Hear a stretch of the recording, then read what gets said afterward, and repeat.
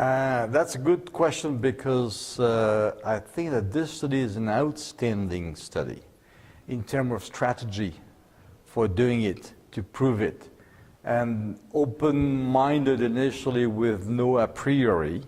You look at the several molecules, proteins, which might be more or less related to the kidney function, and then you measure it, and based on that you validate after. When you got the results of the first step, you validate this first step in a new cohort of patients, and that's absolutely the best way to do something which might be solid.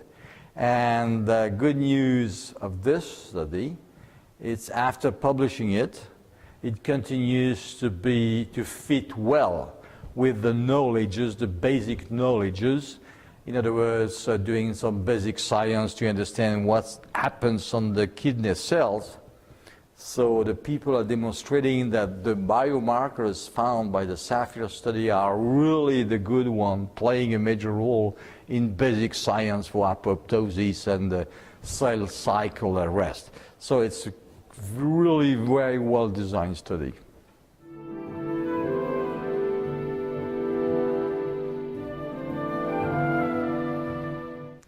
That's a difficult question for a clinician.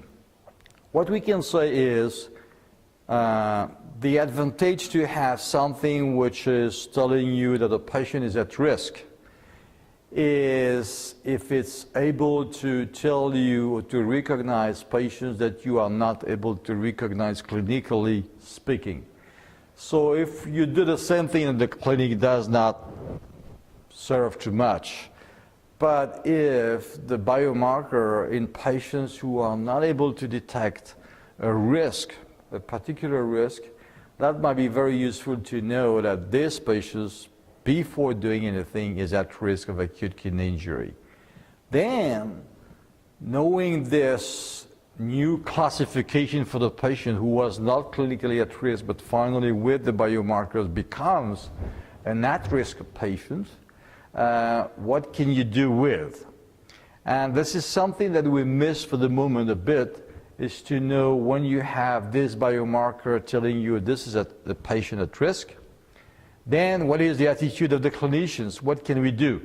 So we will optimize all the things that we are supposed to do to optimize the patients and the kidney particularly, but this is not well demonstrated that if we do something which seems to be logic for the moment, we change the risk, we reduce the risk assessed by the biomarkers. This is something which is ongoing to be demonstrated. But I think it's sufficient for the patients we cannot detect clinically.